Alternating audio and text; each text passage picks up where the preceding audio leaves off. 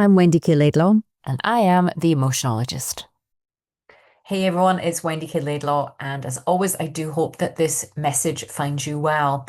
Well, today we have an amazing guest on, and I'm so excited to be chatting with him. His name is Michael Meade. He is a modern day mythologist, storyteller, and teacher who seeks to bring wisdom of ancient stories and mythology into the life of our contemporary world. He weaves together in the most wonderful, poetic way mythology, deep psychology, poetry, rituals, and cross cultural traditions, crafting a kind of living mythic medicine for the inner and communal revival. Over decades, he's worked with a whole range of populations from youths that are at risk, prisoners, veterans, homeless people, to spiritual seekers, always with a sense of that stories that we carry in and shape the world that we live in and how to make sense of the world that we live in. Michael has also founded the Mosaic Multicultural Foundation, which endeavours to bring healing and cultural connection through story, ritual, and the imaginative community building. He hosts a weekly podcast called Living Myth, where he converses about mythical themes in our cultural areas and continues to teach lead retreats and other programs in the mythic literacy, as well as helping people see their deeper stories they live by and how to rewrite them. Now, Michael's work is rooted in the conviction that each person has a soulful seed or mythical call, a unique story that they're meant to live, and that much of our suffering tends to come from betrayal or suppression or denial, indeed, of that inner naming or the inner calling. And through story and careful listening, he helps to awaken in you what has been dormant probably for some time or overshadowed. So, in this interview, you're going to learn how he bridges the ancient stories, which are wonderful, and the modern, and how ritual, even small ones, can open these spiritual parts to us, and how myth can even offer more of a more than a metaphor. It can also, you can also learn how it can be medicine as well, medicine for the soul. So I do hope that you enjoy this. It's a real honor and a privilege to have interviewed him. I think we could have definitely spoken for longer, so I hope you enjoy what we've recorded. And until next time, take care and to your health. Hello. Hi, Wendy. Good to Hi. see you. Yes, and you. How are you today? Oh, struggling with seasonal changes and, maybe too many things going on, but otherwise, all right. Well, look, thank you so much for taking the time. I know you're a busy man, and I've been following you for a while on YouTube, and you're a Patreon, I'm a member of that. And I think I found you on Threads. The algorithm thought, I think you need this at the moment, Wendy. And you came up, and I just really resonated with what you were saying. There was so much beautiful wisdom and the stories you were telling. And I remember one of your videos I went onto YouTube, and you were singing an African song or whatever, and I could feel like these tears like coming down Mm, my, mm, and it was just so beautiful how you were able to mm. encapsulate stories from the past, which of course has so much wisdom, as I say, but they just resonate with your soul and your spirit. And then you Yeah. get to, be so gracious to Hammer sing the song, which I just thought was amazing and so touching, especially with everything Yeah. that's going on in the world. Oh, thank you for that. Yeah. Yeah, I think we need both spirit and soul right now. And Gosh. and spirit's all the ideas and inspirations, and then soul is the heart and the deep body and the ways of connecting. And song is something that actually does both. Song pulls spirit down, but it brings the soul up. So, Yeah. so Oh, I, that's I'm, I, interesting. yeah. Yeah. So I use chants, a lot Yeah. for myself too. Well, I mean, I think I heard you say as well, which again resonated with me that when you're feeling affected by what's happening out there in the world, you'll go and write poetry or songs and things, and that's what I found myself doing over the years Yeah, is kind of going to the paper with the pen or just reconnecting in some way, and it's incredibly therapeutic. And I guess yeah, with as we talk more, and the audience that I serve are what I call super sensitive secret strength. They're exquisitely sensitive, highly attuned. They have that connection that you kind of know it when you're that type of person. You kind of resonate. Hmm. You might have grown up being feeling mocked or teased for not taking a joke or, oh, I'm just being Hmm. funny. And actually, you heard and saw things that other people didn't hear and see. Yeah, yeah, So yeah. that's why I thought my audience would just adore hearing from you because Okay. that when you're talking about, the spirit and the soul, it's not really talked enough in the way that you talk about it. I've heard other people talk about it, Okay. but I Yeah. love how you pull from the old stories and the tribal things as well. But before we get into that, I'd love if you felt comfortable to share your beginnings, your upbringing, and kind of what Sure. when you Yeah. first felt that calling yourself. I imagine you as a little boy, perhaps like hearing and seeing and feeling things, or perhaps other people didn't hear and see and feel it. I wonder, is there truth in that? Is that how you felt growing up, or Yeah. Yeah. I was very imaginative as a child. I would get images and even dreams, and they seemed to be just problematic for my parents and for the adults in general. So I stopped talking about those things. But it continued to happen. And Mm, then one story I tell is how, so I'm growing up in a poor neighborhood in New York City, in an Irish neighborhood actually. mm, And so one of the things I learned as a child was not to ask for what I wanted, because first of all, I wasn't going to get it. And second of all, like the whole family was depressed for 2 weeks when I asked for it and no one could provide it. yeah. And so the problem with that usually is then you repress your own desires. And so comes to my 13th birthday. 13 was a big year for me. Mm, And my aunt, who's a notoriously small person, but very open-hearted person, she didn't ask me what I wanted. She asked me what I was interested in. And I mm, said history, because I was interested at 13. I was interested in history. I was trying to figure out what happened, why that we would wind up with a whole neighborhood full of people that are either depressed or discouraged or somehow lost their dreams, and it was happening to me. yeah. And so my aunt goes off to the bookstore to get me a book on history. And like I said, she was very short. And they point her to a bookshelf, and she reaches up and grabs a book. They wrap it. She comes and gives it to me. And I pull the wrapping off, and she goes, "Oh, it's the wrong book. Give it back." And I'm holding it and going, "No, I'm not giving it back." Because I can see on the cover there's a flying horse, and there's a guy sitting on the horse shooting this arrow that's arcing into the sky. And I know I want, and she's going, "But it's the wrong book." And then I tear the rest of the paper off, and it says Mythology by Edith Mm, Hamilton. mm, So I read almost the entire book that night. And the reason it connects to the idea of the sensitivity and all, I found the language that was natural to my soul, which was yeah. mythology. I just immersed in those stories. To me, it wasn't history I was looking for. It was mystery I was looking for. And Mm, that was the realm of mystery. But also, they were the mysteries that explain what was going on.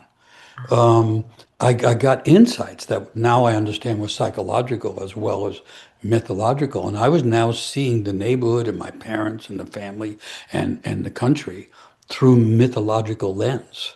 And and so that was an amazing thing for me. And it really changed my life. But the same thing happened when I told my parents what I was now interested in. They just shook their heads like, "What are you talking about? Go to mm, school, learn what they're teaching." When I told teachers, they would just say that it makes no sense. So mhm, I had this thing that I knew was a language, my language, or the language that spoke to me. But yeah. everyone around me thought that it made no sense.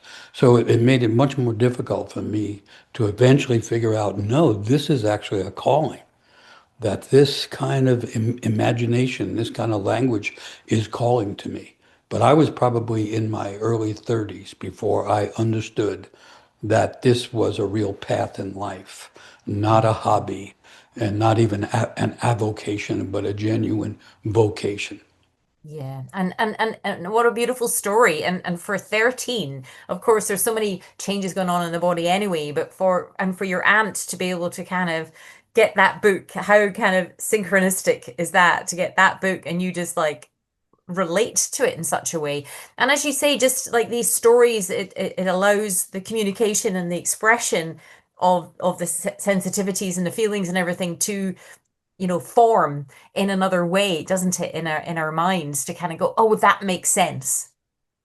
So I'm at 13. I'm in a what we call the crew, which is a local gang. Yeah, All the neighborhoods had gangs, and if you're not in the gang, then you are the prey for all of the gangs.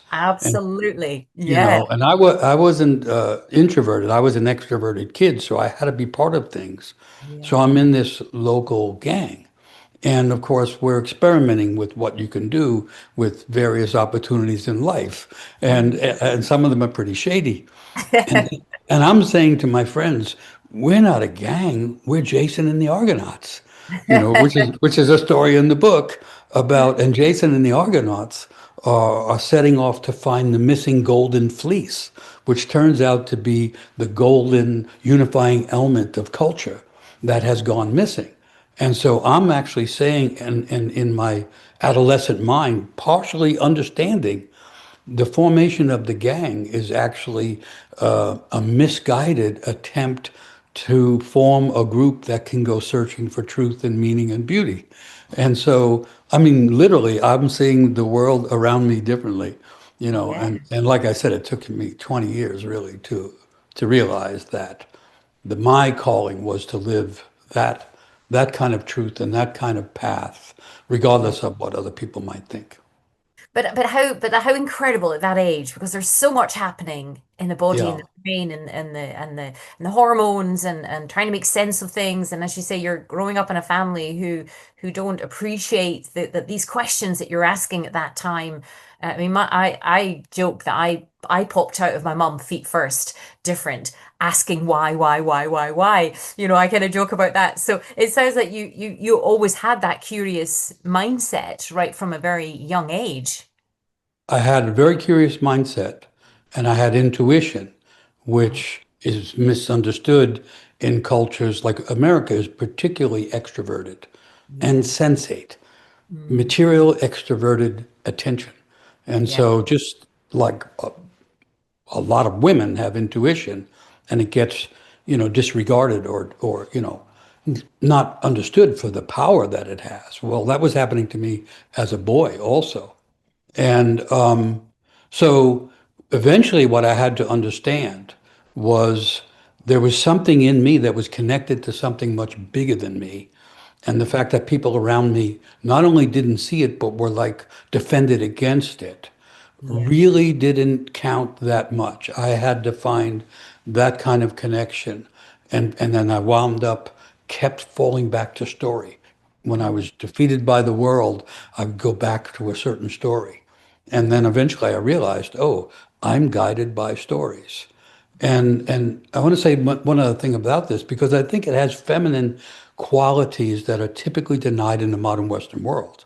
mm, And eventually I found out by studying that those things you could call lunar wisdom. So we are in, generally speaking, masculine toned, solar oriented, like the sun is the yeah. is the ruler, and Yeah. everybody's trying to get high and be seen in the light. Well, in ancient cultures, they used to think or imagine or say that the moon was more powerful than the sun. And a Mm, person could say, how can that be? The sun comes out every day and brings the light, and without the suns, the plants won't grow. But what they were thinking about was that the most powerful thing in the world is change. And mm, change is the only constant in the world. yeah. And what is the symbol of change? The moon. Because every time you see it, it's changed. And not only that, it completely disappears and then comes back and becomes full again. And that's what life is really about. That's what's happening in the forest, and that's what's happening in nature. And Yeah. so, lunar knowledge, they called it, which was connected to intuition and fluidity, because the stages of the moon are causing the tides in the oceans.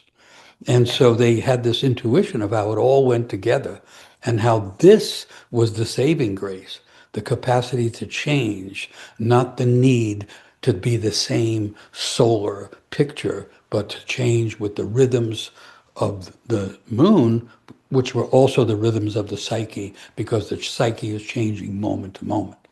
So that was like a big Yeah. revelation to I me. love I love hearing that, and it makes so much sense, doesn't it? And as you say, rather than like the sun and wanting to be seen and shine all the time, but actually the changing, because you do see and feel people, and I've been there myself in the past where I've stuck rigidly to a relationship or a job or to a thing because I was attached to it. The ego and everything was attached to it. I had this saying which was um I was stuck in a my ego was stuck in a velvet rut, but my soul wanted to grow.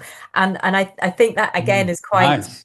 quite a nice saying because it's like we get stuck. But having the essence of the moon, which you're absolutely right, it's constantly changing. It has the ebb and flow of the seas. It has so many different impacts. And even just you talking about intuition, I really feel for a lot of men in this day and age. I have a son as well. He's 23, and he's all man, but he's incredibly perceptive and intuitive and sensitive too. And it's beautiful when you meet men who've been able to lean into that and embrace that, and it not be bullied out of them or beaten out of them or shamed out of them, and that they've been able to lean into that. Yeah. And I think it was another book I was reading about the chalice and the blade. I don't know if you've read that book. Yeah, I remember that book. Yeah, and it was interesting, like how there was this partnership model of society many, many, many moons ago, and of course it's gone into a domineering type of society. So it's not just men against women or anything like that. There's all these beautiful blends, of highly intuitive men who are, you know, Yeah. all men by today's standards, but they don't have to go around and be bullies and hurt and harm people to prove themselves. Well, and the idea of being all man is a limiting idea, not a Of fulfilling course. idea. Yeah. And the idea isn't just men and women, it's the male and the female, the masculine and the feminine, and they are all mixed inside each person, just the way the sun comes up every morning, but so does the moon come up in its various phases. And if we're Absolutely. And not, I always feel the need to say that because I don't want a man to feel that I'm feminizing him. But you're absolutely right. We have the male and the masculine and the feminine in each of us. And I just don't like that sometimes they're pitched against each other, men and women. And of course, there's reasons for that. But I do love like bringing up my son. It was felt very important to me for, he journals in the morning and he meditates and he's very grounded. He loves nature. He notices the sunsets and the sunrises and things. And I'm just like, oh, thank goodness, because I know once now that he's connected to nature and himself through his journaling and meditation, he will be guided, internally. And I feel my well, job as a mom is to make sure that he keeps coming back to himself. He's at an age and stage where my role has changed, obviously, but for to allow him to be the full expression of himself as a man in this day and age without losing that beautiful intuition and that sensitivity that he has is to kind of guide him to come back to himself, which is again why what you do is really beautiful because it really helps to empower men to tap into that vein of gold, that thread that's there that sometimes might get shoved down or pushed away or decimated. yeah, which is just a shame and a Ah, cultural failure. The yep, first book I wrote was called The Water of Life, not The Power of Life or I went right for the water yeah, because the water is that which connects all things. It's the reconciling element in existence. absolutely. And then water has, in cultural imagining, more feminine qualities, flow and that kind of thing. Yep. But so I did a lot of work with men. I mean, a Mm, lot. I work with men in prison. I work with gangs on the street. I work with successful so-called men. I've worked with a lot of men. And yep. what matters at meaningful points in life is not the simple manliness. It's actually the quality of soulfulness. It has Mm, to do with the heart and the soul, which, by the way, brings in the body because the lunar knowledge is connected to body knowledge or body wisdom. yep. And our body is giving us information all the time. But I can tell you the way I was raised as to be a man, kind of Mm, what you ignore all that absolutely. because it is mysterious and Mm, it makes you like open your senses and be open to imagination more and intuitive energies more, Yeah. and we still have this binary oriented Western culture Mhm. that sees those things as less than, when in the long run they are actually more than. I mean, I'm going with the ancient idea that Yes. the moon is stronger because it understands that change is the essence. And Uh-huh. something you said at the beginning struck me because there's an old idea that says the soul, and each person that's born in terms of the old imagination, is a soul coming into the world. And the Yeah. soul is here to transform. Uh-huh. And so, and that means to transform means to move from one form to another. And Yeah. so the more that we're capable of transforming, the more we are genuinely present in the world. And in a world that's full of radical changes, Mm. the inability to transform gets Yeah. people stuck, and they can be stuck in depression, or they're stuck in the sense of exclusion, or stuck on one side of a false binary division. Yeah. To be Absolutely. alive right now, we need to be fluid. We need to be open to change because it's happening whether we like it or not. And I completely agree with you. And I just think it's such a shame, isn't it, that there's this narrative to fear change because we all seek change and fear change in equal measure. And that kind of, but you know, the stories you tell and the way that you teach is very much just like the moon. It's changing. It's constantly changing. And like Yeah, nature, it goes through the seasons. You know, I have literally have like a botanical gardens in my kitchen. Like I have plants everywhere. I love my plants. And I kind of I can tell how well everything's going in my life by my plants, you know, are they being taken care of? Are they yeah, growing flowers and all that kind of stuff? It's kind of like miniature yeah, garden. yeah, But they like I was telling this to my children the other day. I'd potted up some peace lilies. They're the easiest plant to grow, and I can't kill them. And then when they flop, they tell me they need water if I forget. But I just potted one up, and then like 2 months later, the roots were coming through the pot again, so it needed potted up again, and I could feel myself going, "But I've just potted you up. Why do I have to put you into another pot again?" And it struck me, where's that thinking coming from? Like, why am I? mm, That's what I want, isn't it? I want that plant to grow. So why am I getting frustrated that I'm having to put it into another pot and put more soil? And it was interesting because I think a lot of that kind of comes back to ourselves. We kind of, cling on to things, and that's where. And I have to mention this before I forget. I heard you say once about the child ego. Have I got that right? Is it the child ego? And I yeah, thought, what a beautiful pairing of words. And it made so much sense in that moment why we get stuck, yes, why we get yes, attached to things, because the yeah. child invariably, my daughter's a primary school teacher, and I've just written my first children's storybook called Oh, congratulations. Yeah. Thank You, called Emotional eaglet. That's great. Ella the Yeah, Emotional Eaglet. I Yeah. get it. I'll send you a copy if you like. And Okay. and just hearing how they speak at 5 and 6 and 7 years old, it's so Yeah. clear, definitive, kind of yes, no, black, white ways. And it's such a shame at that. And this is the whole my book is about change and about feeling separate and how to, come back into the self and to journal, because you probably see there on the front, she's got a little pen and she's got a journal. So the essence is for even little ones to connect to themselves through the pen and the No, paper. no, it's brilliant. It's brilliant. So I kind of You thought if I can make, get them to have that concept earlier, to hear their inner calling, hear yeah. their hearts, perhaps they can connect to themselves that wee bit earlier.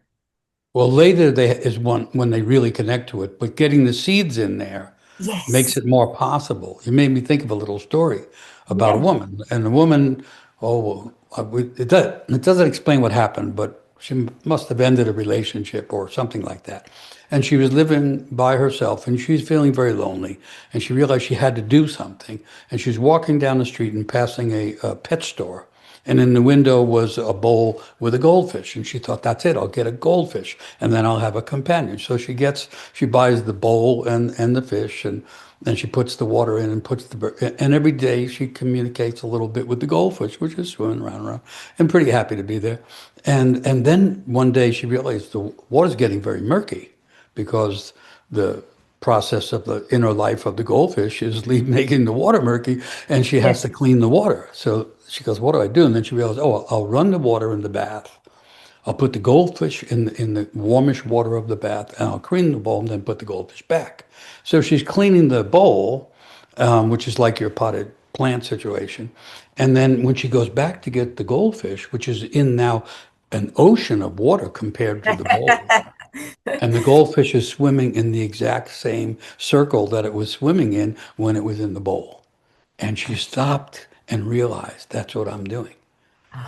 Yeah, In my life, I'm swimming in the same size circle, and I'm afraid to get into the bigger waters of life. And that's another reason why I'm lonely. And yeah, so I thought that was a great little story about transformation. Um, absolutely. and then what it brings up, which you're pointing at, like I'm imagining you with the potted plant and going, I just did this. That's the voice of the ego. Yeah. The ego wants to be in control. Order, control, everything perfect, all squared off. I can sit and relax now. Yes. And yet the ego is completely unsatisfied and unsatisfying. And the soul, or the deep self, if you want to talk in psychological terms, the Yeah. tension is between the limits of the ego and Mm, the limitless qualities of the deep self. yeah. And the plant in the pot is a perfect example of it, but Yeah. also the goldfish. And Absolutely. so the first thing is to realize we're all swimming in circles that are too small, that Yeah. have been predetermined by parents and family and community and culture, Mm, because as we said earlier, the culture will tell someone that they have to be more manly or more womanly when that person may have a completely different plan inside, or the fish absolutely. inside them may have a different idea. And Yeah. so our real job in life is to transform, and because the world is falling apart, because we live in mythological terms, sometimes they call it the dark times, or in India, the Kali Yuga, a long dark period. Yeah. And the unusual thing about being alive now is nature is rattling while culture is unraveling. That's a very historically unusual. And the psyche knows it, just the way the psyche knows that the moon is in its phases, kind of whether we're paying attention or not. The psyche, even if we cut the news out, the psyche Yeah. can feel that something's wrong in the world. And Yeah. so when the world is changing rapidly and even collapsing strongly, Mm, we can't look to the outside world for security or for centering. We have yeah. to look inside, which is really cool because inside everybody there is a genius primed to wake up and express itself fully. But Yeah. oh, wait a minute, there's a problem. Inside everybody, there's an ego that is afraid of the waking up of the self and that wants to keep everything in the same kind of pots and plants and places. Yeah. And we are all challenged to to not restrict ourselves by the ego and its pretensions of knowledge and its pretensions of understanding, and somehow trust that, and we know it as parents, Mm, each child is unique when they come into the world. yeah. I have several children and they're utterly unique. And even as a father, I could tell that within weeks of meeting the little one. And we're here to live that uniqueness out. Yeah. We're here to, and that's what we're here to do. And if we can't do that, then we become victims of the world around us. Yeah. And the world around us is very threatening and troubling now. And it's going to stay that way for a while. Absolutely. And I think it's a really valid point that you say is like each person is unique, yet society, the Western world tries to put everybody into the same pigeonhole. You see some terrible sights of everyone like they're like little clones of one another, and there's no celebration of the uniqueness of the identity of the Yeah. person.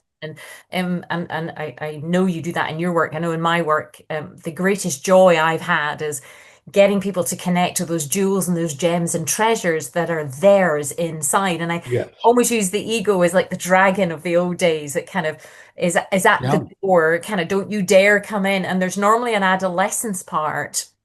I talk about personality parts a lot because that helped me on my journey to go, oh, I can see which part of me that is. And of course, each of our parts have different needs and wants, don't they? So it's kind of like hearing them and having this sort of observer part kind of go, oh, I can hear that and I can hear that. But I feel like before I heard your teachings, it was like the dragon is like the ego at the door going, so what does this mean? And how's this going to work? And what are you going to take away from me? What's the loss? Rather than looking at what the gain is going to be, what you get. And of course, it's that freedom that you get from not even knowing what's inside because, and I think you'd said in another video recently about the beliefs as a child, we internalize all these beliefs. I think they say psychologically that we walk around like open sponges for the first 7 years of our life. We just literally take everything in. We don't even think to question it. And then as we get older and we feel like we've outgrown our shirt or our jumper and we're like wanting to rip it off because we're like we know that there's more to us than that, but then we're trapped in fear of what does that mean? Then we just, then we can start to feel actually, I can do this, or maybe I'm not this, or maybe I am that, or the beliefs start to crumble, but actually they were suffocating you in the first place. You always, as you get older, Yeah. you always have to kind of go in to kind of go, what do I think? Not what I was told to think. What do I feel? Not what I was told to feel. In mythological stories, it's often two dragons at the gates or at the threshold. And you imagine it as the threshold of change. And if I Mm, can cross that threshold, I'm in the other side of things, the bigger world. And mm, then the dragons get defined. The two big fears. One is the fear of abandonment. yeah, If I take this risk, I'm going to be all alone. yeah, Or if it doesn't work out, I'm going to live my life all alone. That's abandonment. And the other fear is the fear of overwhelm. If I make this attempt, I won't be able to do it. I can't meet I'll get overwhelmed. It's too much for me. That's the ego. And both yeah, sides of that is the ego. The ego is saying, don't abandon me because you know, I really have to pretend I'm in charge here. And the yes, ego is also saying, don't give me too much because I'll get overwhelmed. And the ego has to let go. It's a very difficult thing, but it's really difficult if people don't know there's something inside them that is already there, that's unique, that is intended to come out because it has gifts to give to the world. If a person doesn't know they are unique and valuable, not because they can become somebody, because yeah, they are somebody to yes, begin with. If they don't know that, then they're afraid to go inside and yet now you can't get what you're looking for outside because it's falling apart and there's no center. And the only place to go is inside. Still, we have to recall what all the old stories say. yeah, One of the modern theories is that a person enters the world with a blank soul. It calls mm, tabula rasa was the Latin term, tabula rasa. But it's not a very good theory. All cultures used to know each child comes in mm, gifted and aimed, gifts to give, abilities. I call them the genius qualities. yeah, And it's not just that they have it, but it gives them an aim in life and mm, having a purpose in life, which is not like having a career in life. A mm, career is a choice. A yeah, purpose means you're chosen. They're mm, different things. And to get through the world now and to raise our children now, they say that a child coming into the world now is going to have 5, 6, or 7 careers because the world is changing. All the people that thought they were going to have a lifelong job because they learned, what do they call that, coding. yes, Everybody was yeah, learning that. That's gone. AI is taking all those jobs. yeah, That's how the world is now. What you think was permanent is not. We have to find the things that are mm, permanently valuable, and they turn out to be inside, which is the opposite of what the Western world and the history of the Western world is about. What we're looking for is in us, but yeah, our ego forms to protect us from the dragons. mm, And then later on, it turns into the dragons. What interesting, saved us early in life will kill us later in life. We're all interesting, here to break through limitations that we needed to feel safe or to get fed or protected. And later on, it's exactly those things that keep us like the goldfish that's in the huge ocean and now swimming in the small circle. The yeah. bowl, the glass bowl, which you can even see through, is the ego. Uh-huh. No, I think that as you're talking, I'm remembering there's a study done of fleas in a jar. You probably heard of this one where they put a lid on top of a jar and they put fleas in it. And then after a period of time they took the lid off, but the fleas just went up to the height of the lid and they didn't jump out. And Yeah, and yeah, it's exactly like with your yeah. goldfish story. But Yeah. it's so true, and I want to hear more about your work, that you do out with the online as well in a second. But I know when I've worked with people, with men and also with people on a program that I ran called Unleash Your Inner Picasso. The essence was everybody had their creative genius or their inner Picasso waiting to come out. They just like we have our unique fingerprints. Everybody has it, and it's so lovely to hear you talk in those terms because I think when people are listening to this, they'll be able to get chills and shivers down their arms because they'll know the truth to it. And then, as you say, then the fear of overwhelm or abandonment might rise up. And I guess this is where come back to yourself. How did you navigate that yourself on your journey? Because you've been through a lot, you've navigated a lot. How did you navigate that? Well, the first thing I think of, it's funny, because here I am at 13, I've got this book. I mean, mythology is not understood in the modern world. People have substituted history, the story of time-bound things, for mystery, the story of timeless things. And the myths are a series of lies that reveal the truth. So the idea of the myth is not that it's factually true, Uh-huh. but it's about the facts of life, not the facts of the matter. And Yeah. so in mythology, you have all kinds of characters that they're called archetypes that Mm. represents what's inside us. And Yeah. so I had been exposed to this world at 13. And at 13, there's enough mental awareness and things like that to get it. But then to integrate it and to live with it becomes a much bigger struggle. And so, in a sense, I could see myself, younger self, standing there with this surprising knowledge and hearing my father, who was always saying, "Who do you think you are?" And my father had grown up really poor. He was Mm. the youngest of 11 children, and really poverty circumstances. And he had to leave school at third grade. And so as soon as I started being a successful student and I bring home a report card, instead of saying, "Well, good on you, little guy," he'd say, "Who do you think you are?" You Oh. know, and it would hit me partly philosophically, like, "Well, that's a good question, but I thought you would have something to say about it, Dad." But no, it was really his envy. I was just going to say that I, projecting his bitterness, if you like, at yeah, you yeah, attaining and achieving what he yeah, wasn't able to yeah. do. And later on, he would say to me, I had this dream and I've never lived the dream.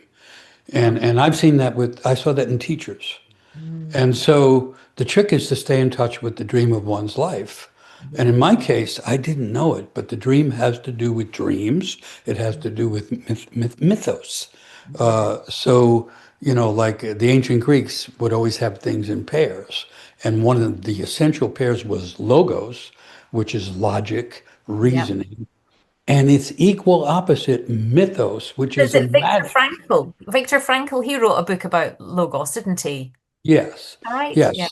And you get logic from that and Yeah. reasoning. And we live in a world where people pretend it's reasonable. It has not. It gets less and less reasonable every day.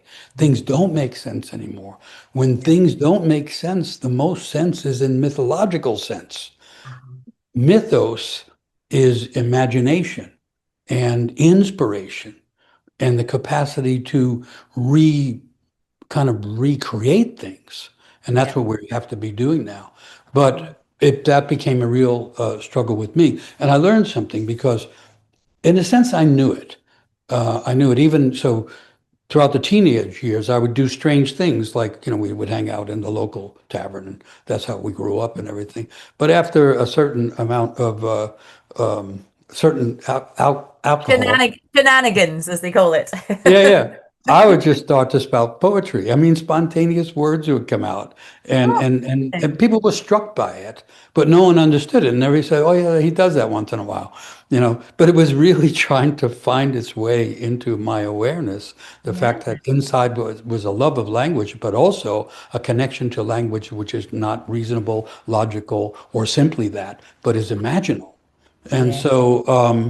so I learned something, which is even though that was in me, and it was in me before I got that mythology book, like you had started, it was in Yeah. me as a kid, because my mother would tell the neighbors, "Here's what he said," like him. Here's what he said, because I would say things. But what happens is the gifts are ours, and everybody has them. I don't care. It's not about being having a certain talent or having Yeah. an IQ. The word genius means the spirit that's already there. That's what it means, and Yeah. everybody has it, and it's very specific. Mhm. But even though it's ours in the sense that it's in us, it's really only ours when we give it. That's when it becomes out. And the more we give it, the more of it there is. Yeah. But to get to the point of being aware and conscious, oh, this is part of me, it has to be confirmed by someone outside ourselves. Yeah. And the That's old the term, conundrum, isn't it? That's the conundrum. the old term used to be blessed.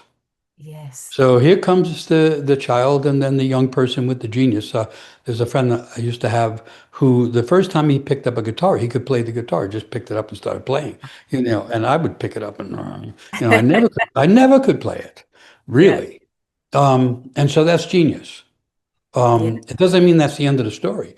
And even No. in his case, he didn't have any confidence in it because you would say, keep doing that. That's amazing. Yeah. And, and then what happened, of course, he became interested in music. And then certain guitar players, he could recognize that's genius. And then he met one of them and he got to play. And this advanced kind of guitar player said, you're not bad. And that was it. That was it. He got Nice. seen for what he had, and then he became a real guitar player, or actually became a musician. And Fantastic. so we all are on that kind of path. Everybody has it inside.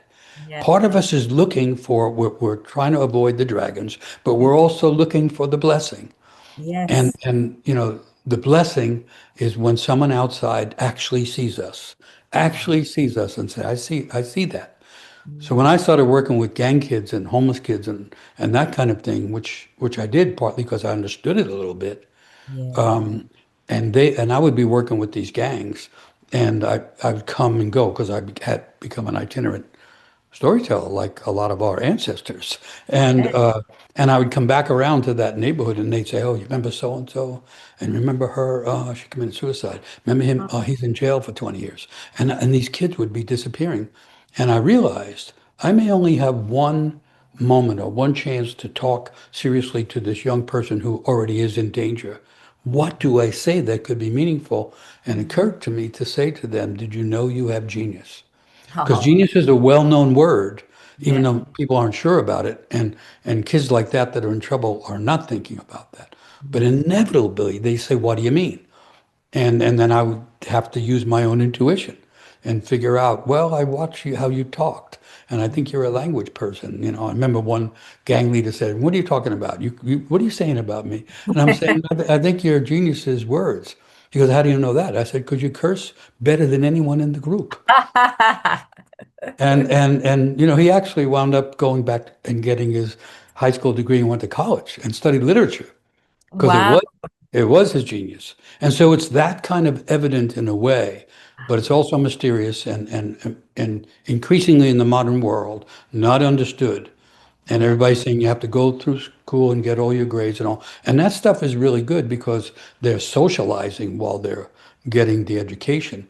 But the word education is from the Latin educare, and it means to lead it out, to lead it out. The word instruction means to pack it in. Mhm. Most of school is packing it in. A Yeah. real teacher will lead it out, and the it is the genius of the person that is waiting to be attended to and to be blessed. And then when a person has that, they have a much greater sense that they are someone already, that their Yeah. life has meaning, and that there may be a purpose to their entire being. Yeah.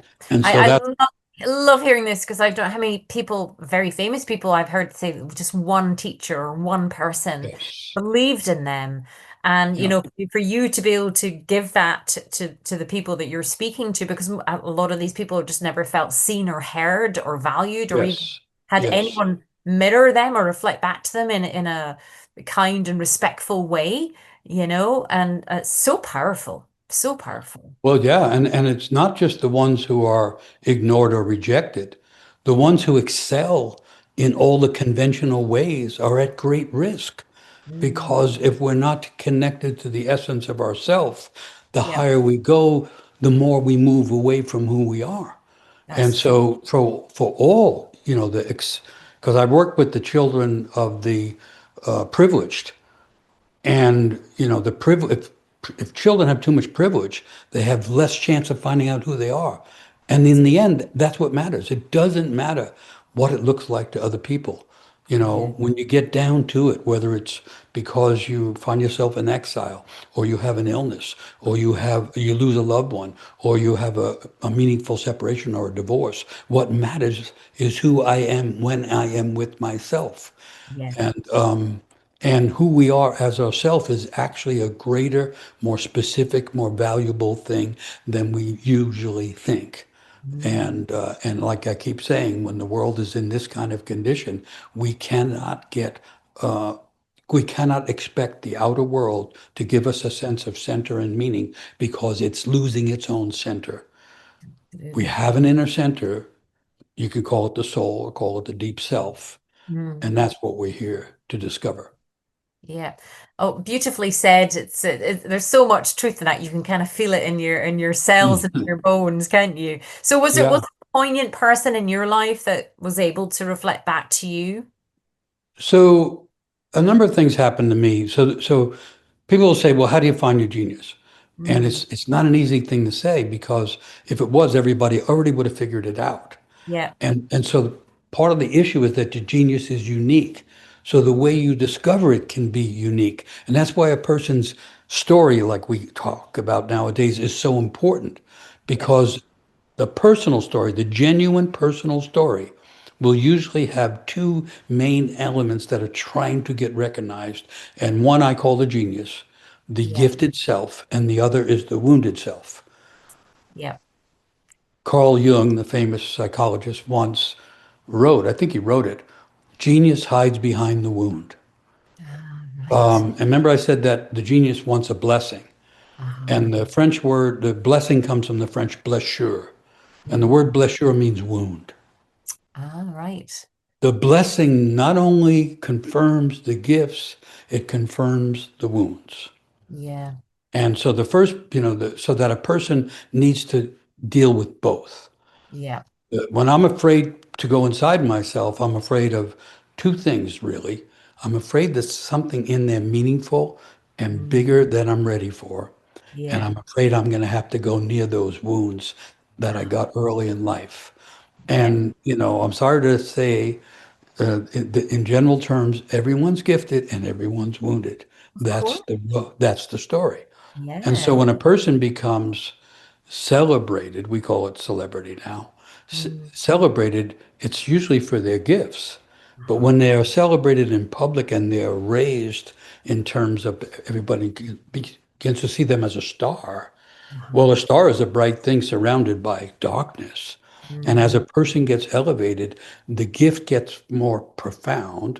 And it's usually associated with gold, like you get a gold record or you get the gold statue for the Emmys or the Grammys or whatever it is. Yeah. And as that's getting bigger, the wound is getting bigger too. And so people who get elevated eventually fall into all kinds of dark trouble. And we watch it over and over again. But Yeah. we're watching it because it's happening to us. Uh-huh. So the first problem is you don't know what your genius is. And the second problem is you know what your genius is. Because now you have to live with it. Absolutely. And living with it means that I am living with my woundedness as well as experimenting with my golden qualities or my genius self or my giftedness. And Yeah. that's the struggle of life. That's the meaningful stuff. Yeah. And I'm talking about it more and more because Uh-huh. that's what changes culture. There isn't Absolutely. going to be an idea that everybody agrees on. No Mm. committee's going to solve what we're going through. No. Um, but a whole bunch of people awakening to their genius will Yeah. individually begin to heal and solve things that seem unresolvable and unsolvable. And Yeah. one person's genius is, I met these people that were figuring out how to use mushrooms to get heavy metals out of streams. And they've Ah, actually figured it out. And it was all younger people doing this wild experiment that no one knew about, essentially. So yeah. there's people doing that. And there's someone else that can figure out psychological issues, or someone else who can figure out medical issues, that can be imagined and invented. And then Yeah. there's someone else that has an idea of how you really negotiate peace instead of Mm. just pretending that you have an agreement. The word peace means to agree. And Yeah. you and there are people that can really figure that out. And so the way we solve the problems of the world, in my mythological perspective, is by having more and more people awaken to their genius. And then Yeah. those genius things are gifts that people bring. And then we have to be honest with each other, like with our friend, the woman with the goldfish, Yeah. and say, there's a reason why you are staying inside that little circle Yeah. when the ocean is available. And Uh-huh. let's look at that. And then Yeah. we're back to the two things we're afraid of, abandonment and overwhelm. And then we're Absolutely. and then we're living a real life Yeah. because we're trying to be creative with our gifts and we're trying to bring healing to our wounds. And so far, everyone who is human is wounded. So far, there may Mhm. be an exception. There's people that claim to be an exception, but they're really wounded. They're But really detached from their wounding. They're in complete denial from their well, wounding. and they're usually putting their wound into other people because Absolutely. it Yeah. has to be somewhere. It has And to if be I won't somewhere. own it, I'm going to put it into someone else, I'll project which it is onto what someone else. Yeah. which on a collective level is called autocracy. Aha. Yes. These powerful men that are in charge, in the United States, we're like leading the way in the reinvention of autocracy. And the people that are into this exaggerated masculine pretension of power Uh-huh. are actually saying they have declared a war on empathy. I know I heard that. It's like, what? So how out of touch can you get? And of course, if there's a war on empathy, it's a revelation they have no empathy for their own inner life. Absolutely. And because they're so insistently masculine, it means they have no empathy for the feminine qualities in themselves. And that's like living without a moon in the sky. Absolutely. Beautifully said. Oh, absolutely. Oh, So, well, you certainly have a genius. There is no doubt about it. You have such talent and genius that to share these stories. And when did you first connect to yourself that this was your gift to the world? well, it's a weird thing because the first actual connection to it came when I was 13 and a half. Yeah. 13 was like a big year for me in lots of ways, and I had these dramatic things. So I'm now 13 and a half, and I'm in my little local crew gang. And then one of my close friends in our crew was going out of his mind, and in his exaggerations, he had started to criticize and tease and challenge a gang from a nearby neighborhood that were older than us and bigger than us, and they couldn't catch him. But we used to go every Saturday to the movie theater, and we didn't have the money for the tickets usually, so we had a lot of ways that we would sneak into the movie theater. And that would be our adventure for Saturday. How can we distract the people at the front so everybody can sneak in? So we got into the theater, and I have to go up to the bathroom, which was upstairs in the theater. You had to go up. And as I'm going up, two guys are in front of me suddenly, and two guys are behind me, and two guys are next to me, and they're bigger than me. And they're essentially escorting me to the bathroom. We get there, they throw me on the floor, and I can still actually, the strange thing of memory and smell, I can still kind of smell the urinal smell. And now there's seven of them, and they have they have knives, and they're known for hurting people badly. And I realize I'm going to get really hurt, and I don't even know what's going on. And then one of them starts to speak, and that's usually the leader, and that's good to figure out who the leader is because that's whose mind you have to change. Yes. And he's saying, your friend, da da da da da da, and we can't find him, so we're taking it out on you. Okay. And in psychological terms, when I look back, what happened is my ego departed. My ego just said, this is going to be really painful. We're out of here.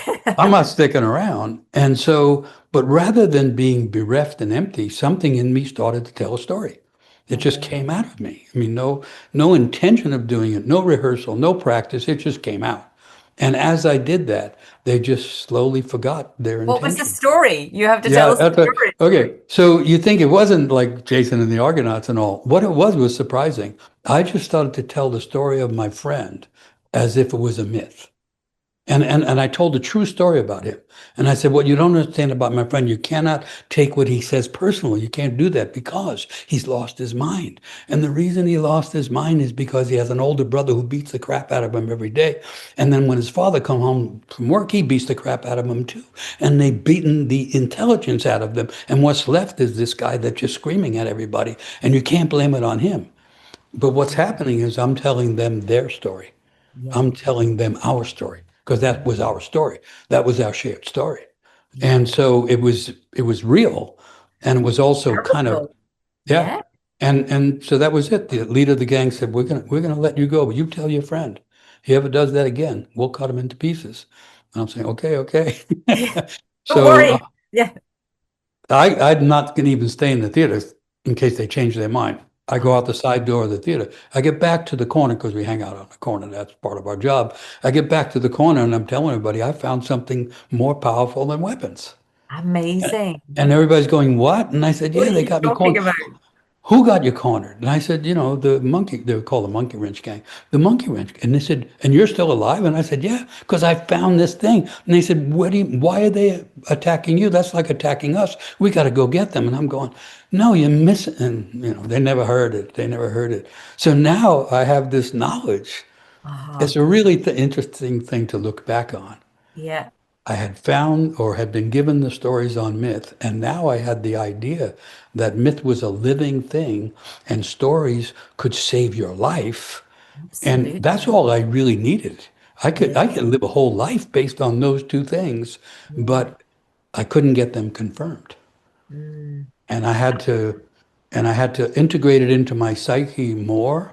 I had to realize over time this is not a hobby. This is not an avocation. This is genuine vocation. I am called to do this. Yeah. And in my case, it was really in my early 30s that I started to take more chances. I actually started telling stories in public. Yeah. And just to add to it, because weird things happen once you start down the road. So I Yeah. had, in the meantime, because I was always interested in music, but I didn't feel I had any musical talent. So I Mm. thought, well, why don't I start at the bottom and just learn how to play a drum? Mm. And because that doesn't look that hard. And then I happened to meet an African drum teacher, and I started playing African hand drums. Nice. And now imagine the connection between that and the body. Because when you play a hand drum, the drum is between your legs. You're holding it with your body. Vibration is, And it's yeah. from the bottom up, from the lower chakras coming up. It is an awakening of the body. It's wildly energetic. And as I'm drumming, I start to see the stories that I learned. It's hard to explain. It's better than a movie Yeah. because when I'm seeing the story, I can zoom in on a certain detail and the stories get endless. They get bigger and bigger. And so then I started traveling around playing drums and telling stories. I'd never seen anyone do it, even though it turned out to be an ancient practice. And now my imagination is soaring. And then Mm. I'm realizing, oh, the rhythm is what connects everybody. The story is what permeates everybody. And all of a sudden, I'm doing something that's pretty full blown and that is endlessly interesting to me and mostly compelling to other people. Yeah. And I'd never seen it done before, even Yeah. though in Ireland, they call it the Shanachie, That's was the right. storyteller, but also was usually a musician. Yeah. In Africa, it's a griot who is a storyteller who's also a drummer. Same thing Nice. in Alaska and so on. So I had discovered bumped into, rediscovered an ancient thing that I learned, no, this is an old thing. But the Yeah. way it came to me was as a new thing. And Nice. and because it was ancient, that allowed me to trust it more. Uh-huh. That it wasn't just my ego. It wasn't just, oh, I've got this gift. It was, no, I've stumbled in to this channel Yeah. that is both rhythm and language and voice. And I'm intended to live here. Yeah. And I think when I've heard you, and as I say, I think the very first time I heard you, you were singing a song, and I could feel like this tear coming down my cheek because it felt so primal and tribal and just connected to nature and things. So I can imagine with the drums, it's like our great ancestors, that's what they did around campfires and things, play music and share stories. Like we're wired for stories, aren't we? And what a Yeah. beautiful it gives me goosebumps, but what a beautiful kind of like to step into that and also, being in that situation at such a young age, that is genius to be able to come out, with that story, which was truth. That's probably why it connected because of the truth Yes. of what you were Yes. sharing, but Yes. also it was coming from a different place. It wasn't coming from fear, it was coming from sort of truth and soul, if you like, It's coming from genuine knowledge. Uh-huh. And it took me a long while to figure this out. My psyche already knew their wounds Yeah. because we're all coming up in the same kind of wounded place. And Mm. so my psyche, whatever the soul just Uh-huh. said or just pronounced, here's Yeah. the story we're in. You think it's my friend, Uh-huh. but he's actually expressing what we're all feeling. We're Yeah. all screaming and we're all, in a sense, violent Mm. because we have experienced a violence that violates our sense of self. I mean, that would be the psychological breakdown.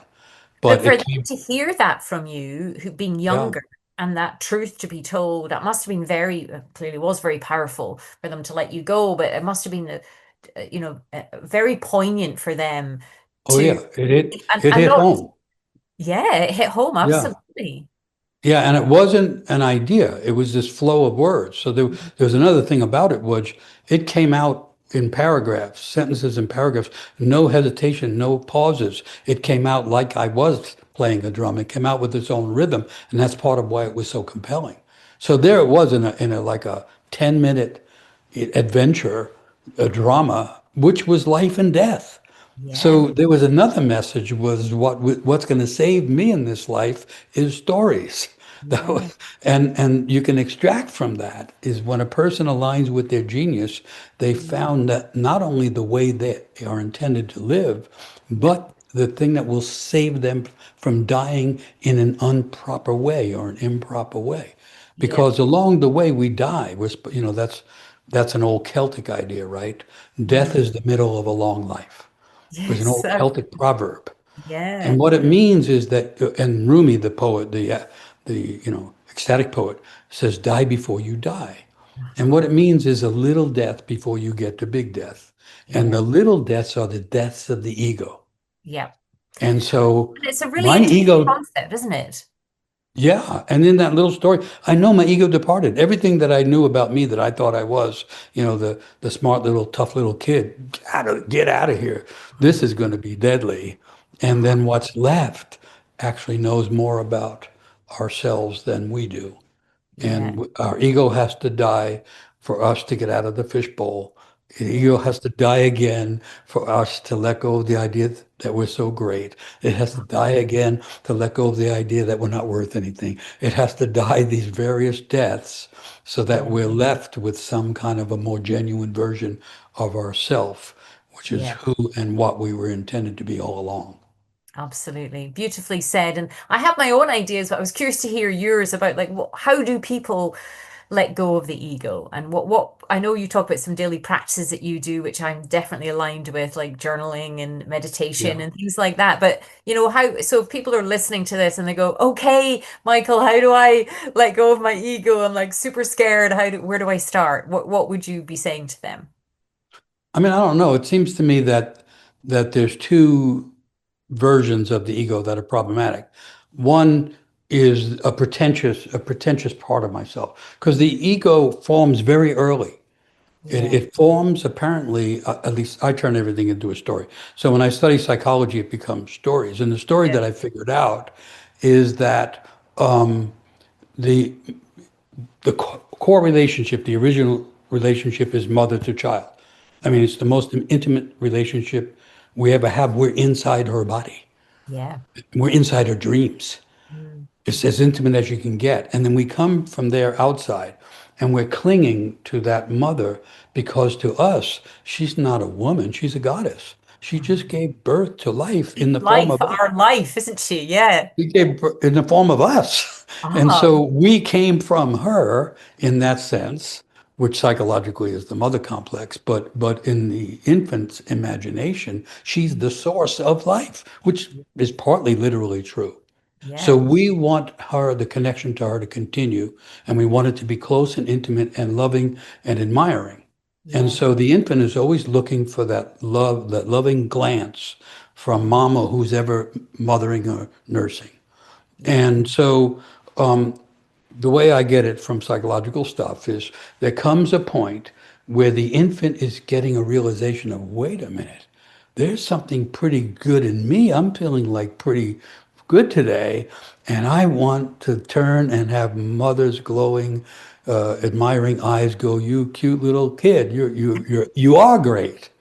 And at that moment, mom is also a woman. She's a mother. She's a wife. She may have other children. She may have a job. And she turns away. It's not that she's a bad mother. It's that she turns away at the moment where the infant is going, please admire, recognize, and love me. And Mm. now the little one who is just beginning to realize I am something goes, oh no, I'm going to get obliterated. Without that loving attention, I'm going to disappear. And that's when the ego forms. And the Ah. ego forms around the little idea that I'm okay or I'm interesting or I might be good without much detail or substance. Uh-huh. And so it forms as a defense against annihilation. But Interesting. because it forms from the self of the child, it's also slightly connected in a Yeah. way. You could say the deep self creates the ego. Yeah. And then the deep self has to grow, and it can only grow by the ego letting go.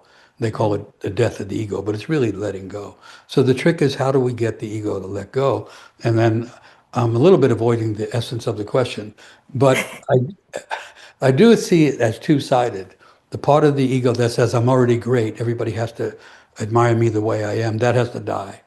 But Yeah. also the part of the ego that's attached to inferiority and the idea that I'm really not worth anything, the kind Yeah. of self-loathing that everybody has, by the way, Yeah. that has to die too, Yeah. because we're neither nothing nor are we everything. We're a unique blend of things that no one has ever, Something. Yeah. yeah, no one has ever seen before. Uh-huh. And therefore it's not a pretension of being great. It's a potential for doing or being involved with great things. But it Yeah. also has to have a humbleness that realizes that this genius thing is not me. It's coming through me. And Absolutely. so you wind up in a position of going, okay, I have these gifts or talents or whatever, and they work pretty well or whatever goes on, but it's Yeah. not actually me. Mm. A real poet, a real musician, a real person, a real doctor, or, I mean, a healer. Yeah. Everybody really knows it's not us. It's something coming through us, and Yeah. it's coming through the gifts we had from the beginning. Yeah. And we have to become vessels for this energy coming through. And Uh-huh. that means loosening the ego. I don't like the idea of killing the ego because No. it has the car keys and stuff like that. And it's very practical when it's Yes. operating, Yeah. but it has to loosen. It has to loosen. And that Well, it almost feels, has to kind of when I have this analogy that worked for me on my journey, and I'm still on my journey, obviously, is I have all these different parts and they have different needs and different wants. And as soon as you're trying to get rid of one or disown one, it actually you give it more energy and it can be quite destructive. So I agree with you in that yeah, respect. loosen it. Loosen it and bring it into kind of like I use King Arthur and the Knights of the Round Table. It's Yeah, yeah, they all have their part and they all have their play, and I want to hear yeah. what they got to say. And sometimes it's like, I don't really have time for this. We really have to be getting on with whatever. And there's a part that goes, but, and I'm like, yes, what is it that you want now? And but I love that. I think and very poignant that you talk about coming through us because. That's one thing I've learned on my journey too. In fact, I'd said to my daughter, I'd come up with this idea about something, and it was just as I was about to go for a meditation. And I talk about getting these, what I call instruction down the back right. I get this instruction, and it'll just be a statement. And I said to my daughter, oh, just before I had my meditation, this came to me. And she went, oh, that's genius. And I said, well, genius came along, tapped me on the shoulder and said, what about this? Because it doesn't feel like me, but it's like comes through me. So It's it's interesting. super. It's super connected to our self and soul, but Oh, is not literally us. yeah. When genius means a spirit that's already there, genius is a spirit. It's not a person. Yeah. So first problem, we don't have the genius. Second problem, we identify with it. So Absolutely. everybody thinks, you have to keep admiring me because I have this little quality or this No, no, talent. that's the danger, isn't it? And I mean, I Yeah. think personally, I don't know about you, but I've learned enough to know that it's such a blessing when it appears or comes to me, but it's not a given, and it's not me. It definitely comes through me Yeah. when I create the right environment and conditions, and I'm paying enough attention, I'm taking care of myself, and I'm, you know, doing my journaling and meditation into nature, all those grounding things, that's when you get the chance to hear it because it's almost like a hearing and a feeling thing, isn't it? It goes back to No, the I completely agree. The yeah. reason I wrote a book, my father's "Who Do You Think You Are" was always echoing in my mind. Turned out my father wanted to be a writer. Oh, He really? had a very good penmanship because he had gone to school to third grade, Yeah. but he other things were going to keep him from being a writer. Yeah. And so then I got an offer from a publisher to write a book. Mm. And I tried and I couldn't do it. And I realized I had a dream in which I was walking down a road and I came upon my father had passed away. I came upon my father's body laying in the center of the road. And in the Mm. dream, I realized I have to step over my father. And Wow. and that and that hit me. Oh, that's what's going on with writing.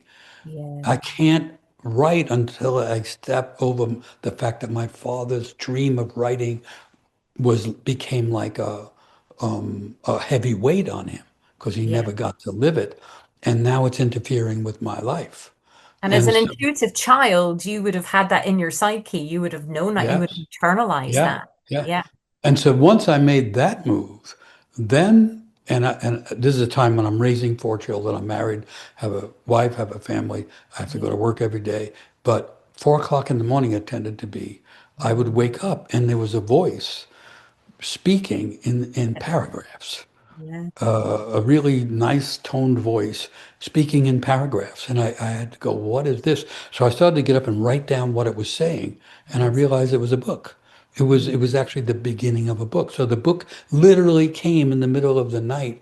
And so it helped me not to get too confused Uh-huh. that something was trying to come through me. And of course, Amazing. by the time I actually wrote it and all, it changed.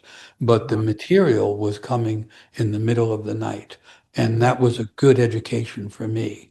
Well, Um, that's like Ella, the emotional eaglet. I woke up one morning and I was just feeling really sad and down, and I was journaling away, and then the whole book, 74 pages, came to me there it is. one big flow. And there's another two children's books that I'm working on at the moment, and they Yeah. literally just came to me. And you're like, I'm not stopping, I'm not getting out this bed, I'm journaling because it's flowing, and there's no way you put a pause on this because there's no guarantee that it would come back. And it's beautiful when you're in that flow, isn't it? It's like you can really feel it coming Oh, through. yeah.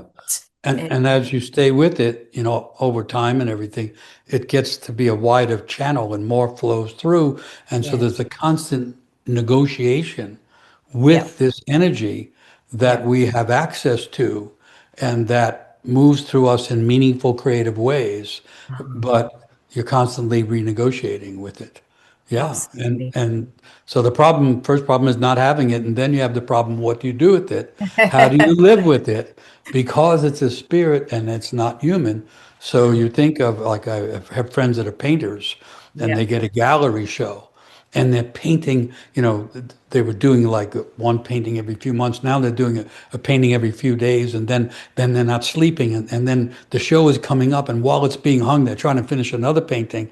yeah. That's not a person. That's the spirit. That's Uh-huh. the genius. That's the genie that Yeah, says, this opportunity, I'm going to pour every possible painting through you. And we have to then negotiate and stop it and say, okay, that's enough. I yeah, am still human, and I can't take all of this. So yeah. one of the dangers is inflation or overwhelm Mm, of the psyche because of the intensity of the spirit and the nature of the spirit. yeah. But it makes me think of one other thing related. So this inner genius is often related to gold.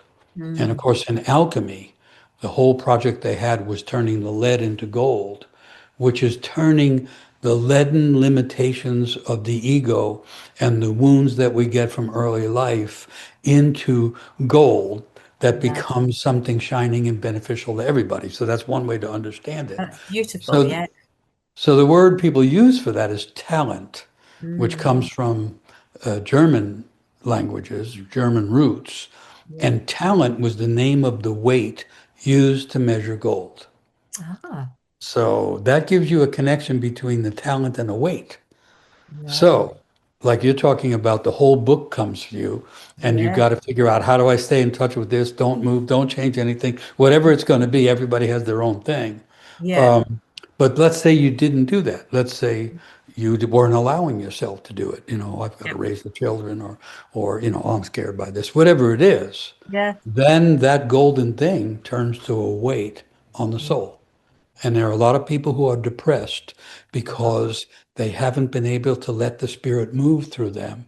And Yes. then their natural talent turns into a weight, um, until it gets expressed somehow. Uh-huh. So in the long run, it's not a choice. Yeah, it's be But again beautifully said, and it just so makes so much sense, doesn't it? And you can feel when people are either don't have the confidence or they have the fear of that expression, and either that's where, like, as we were saying earlier, like a good teacher or coach or somebody who truly believes in you and sees in you what like you said to that member, like you're so good with words, for someone to be seen, it can just be that tiny crack of a door being open to allow that to come through, and then for them to to see or feel that there might be something in them more than what's been projected upon them. right. And typically, a person has had that experience, usually between 12 and 22, but often it gets covered over Yeah, because what is being blessed, the family wouldn't agree with. or absolutely. or because there was too much fear involved, or because there was a contrary voice that said, no, you can't do that, or something like that. So the Uh-huh. old idea is it happens to everybody. Mm, So what's the famous thing? Many are called, but few are chosen. Is that the phrase? yeah, I think so. Yeah, Yeah, it's not the yeah, right phrase. yeah. That's I not know the. what you mean. We'll remember it tomorrow. We go, that's the phrase. Well, what I mean is what they're trying to say is wrong. Ah, Everyone is called, and yeah. everyone is here to be chosen. But I And think that's and what I love about your work, because I completely 1 million billion% agree with you. And you talked about that a lot, and I've seen it working with so many people.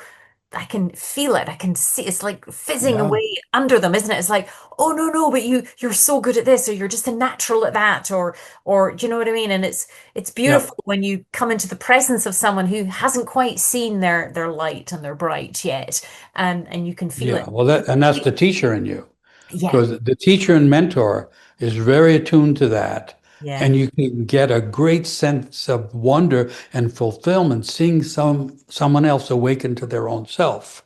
I mean, It's that's a divine. beautiful, It literally is divine when you yeah, see and someone. it's very human. It's Yes, the origin of education, yeah. is It, that. it's Yeah, absolutely beautiful when you see someone step into their light, that yeah. essence of who they truly are, like you talk about. And you talk about the calling as well, like what is their calling? And of course, once they can find out, once they're connected to themselves and they get a sense of them and their voice or their parts or who they are, then they can kind of hear the calling. And then that's where I love journaling first thing in the morning, because I can hear like the deeper parts of my brain, the subconscious. I can hear parts that they've got the fears and the worries and the concerns, and all those different things can go onto paper, which frees that up, the brain Well, to it opens the channels too. yeah, So yeah. then more comes and all. So the calling, which often is typically seen as coming from outside, is Uh-huh. also coming from inside. So you can get the calling, you can literally be called to do something. It turns out to be your life path, but Yeah. the voice can arise inside. It's coming both ways, but Mm. it's calling to the genius that's already there. That's the setup. So Yeah. the lineup that I see is genius, the spirit that's there already when we enter the world, then the calling to awaken that spirit, then the awakening aligns a person with their life purpose. Mm. And that's the thing. And it doesn't mean the troubles are over.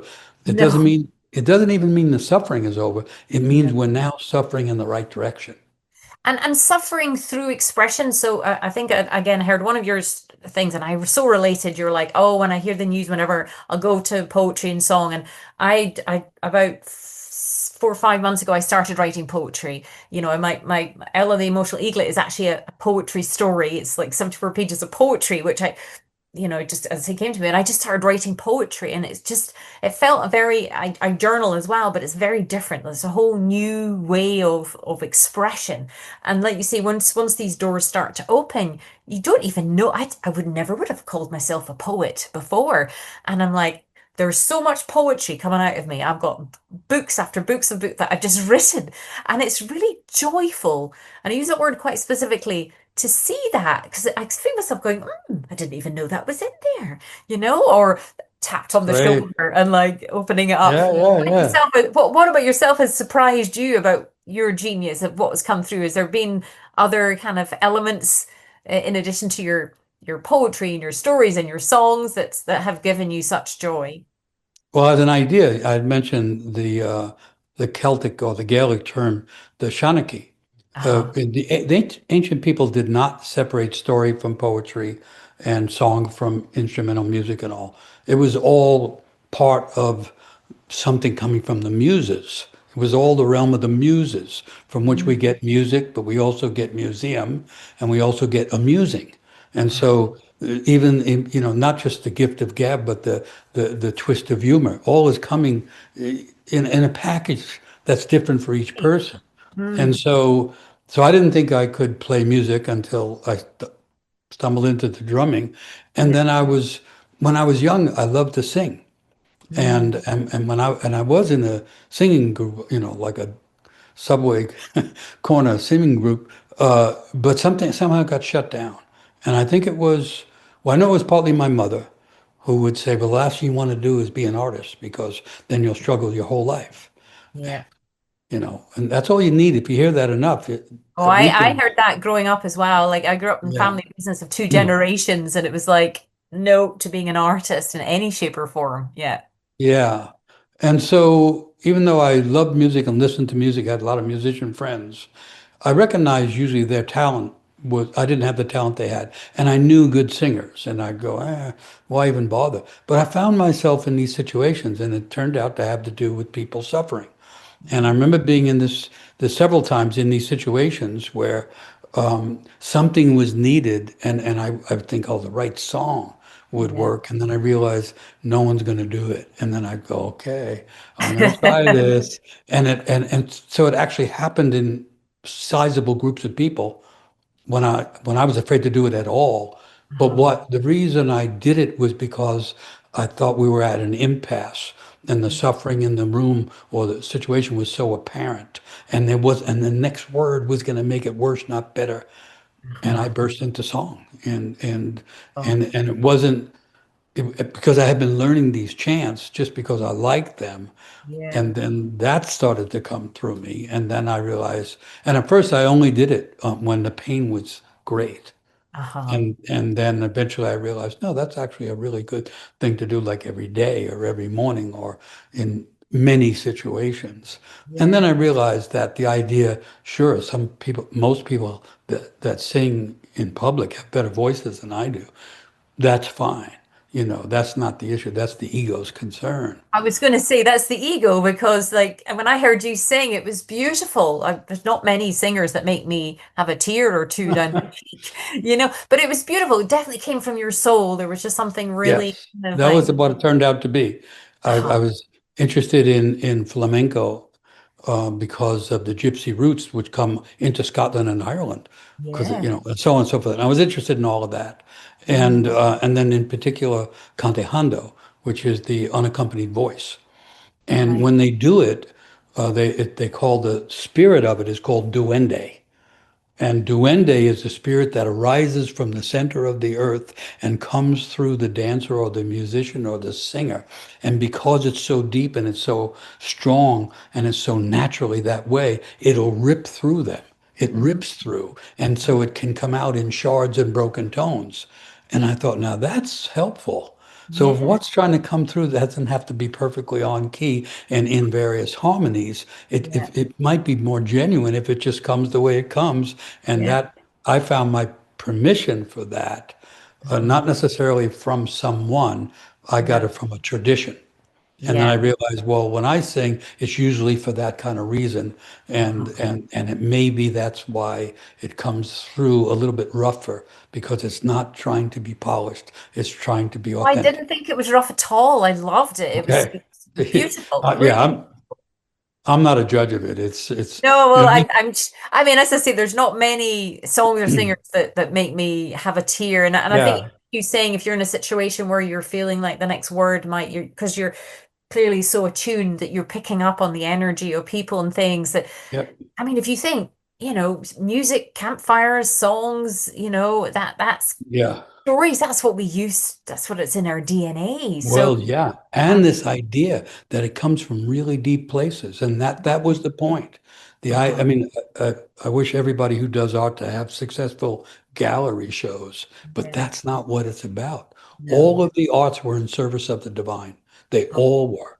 The person and I saw this in Edinburgh once, and I saw it in Dublin too. The Celts had mhm. the idea. They have unaccompanied voice or songs also unaccompanied, Yeah. but they will often the singer will face the wall back to the audience and Ah, sing with the back to the audience to make it clear that this is not performance and this ah, is not for applause. This is to allow the duende to come into the situation. And so yes. they actually understood it just Mm. the way it was understood in the flamenco tradition in Spain and the same way it was understood in ancient India Uh-huh. where the one of the forms is kirtan, which is can be accompanied or unaccompanied. But the Mhm. idea is not to sing perfectly well. The No. idea is to intone the voice of the divine and be Uh-huh. present with it. And so we're also in a point where everything is falling apart and the institutions are not holding energy and so on. Yeah. We're at the edge of the recreation of the world. It's not just the end. The end Yeah. is always a beginning. That's what mythology says. We're Absolutely. at the point where we can reimagine the world, which Yeah. means we could bring the duende back. We can bring lunar wisdom back. We can Mhm. bring these things that were cut away to allow the Western ego to have its day. And it can come back in from all kinds of places. And the only way it can come in is through the people alive at a time. And some of them are us. And Yeah. our little job is to be the best vessel we can be. And then all of a Absolutely. sudden, we're connected to something that's giving us vitality and purpose and meaning and a connection to beauty. And you can put up with a lot of crap if you have some connection to those things.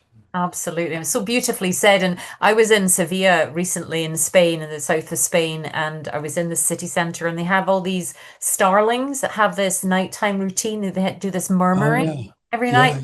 Absolutely breathtaking. I mean, it got to the point where I was just feeling so connected to their bird song and their movements, and they're diving into treetops and they're swirling around together. And you forget when you live in a city or you're online that there's all this beauty out there naturally, not only yeah, within us, within our deep soul, but also out there in nature to awaken our deep soul and to bring our voice. In addition to yeah. singing in the shower when no one can hear you, and you think you're Maria Carey or whatever, but yeah, absolutely right. Some of the African musicians and healers I got connected to would have this saying that is what you're saying from a different angle. They would say, um, nature is spirit with a green garment on. Oh, I love that. And what they were saying is when you go to nature, you're going to spirit. That's Oh, exactly how they understood it. wow. And the birds are in a certain level are spirit, literally them because they're flying. Yeah, And but also the plants that you were talking about are yeah, like a part of spirit. They not I know they're part of, you can measure it and there's all kinds of science about it. And some of that stuff's really valuable, but yeah, they are also more than that.